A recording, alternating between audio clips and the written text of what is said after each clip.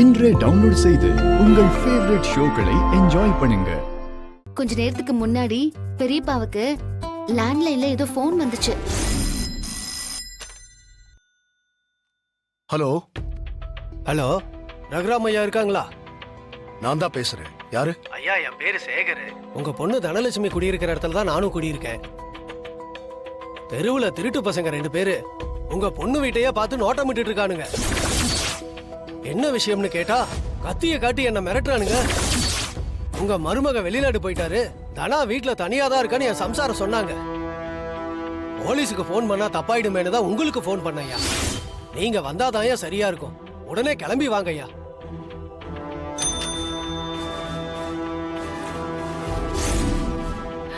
ஐயோ, தனா வீட்டுக்கு திருடனுங்க வந்துட்டாங்களா?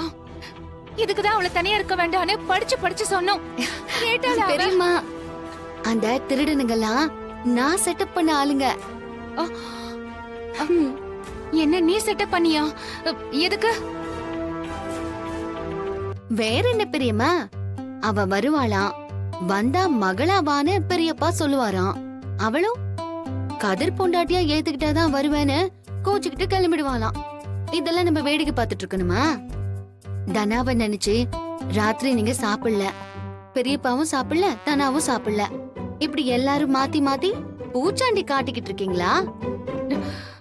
அதானே தனா என் பக்கத்துல இருக்கணும்னு ஆசையா இருக்குன்னு நீங்க சொன்னீங்கல்ல. அதுக்கு கடவுள் தான் வழி காட்டணும்னு சொன்னீங்கல்ல. இப்ப அந்த கடவுள் வழி காட்டிட்டாரு. எப்படி? தனாவை கூட்டிக்கிட்டு பெரியப்பா இன்னும் கொஞ்ச நேரத்துல இங்க வந்துருவாரு. நிஜமாவா சொல்ற? ஆமா பெரியம்மா. நீ சாமிதான் மாயா. பெரியம்மா, பக்கத்துல பக்கத்துல பஞ்சையும் நெருப்பையும் வச்சா மட்டும்தான் பத்திக்குமா என்ன? பாசத்துல சண்டை போட்டுக்கிட்ட அப்பாவும் பொண்ணும் கூட ஒண்ணு சேர்ந்துருவாங்க பெரியம்மா.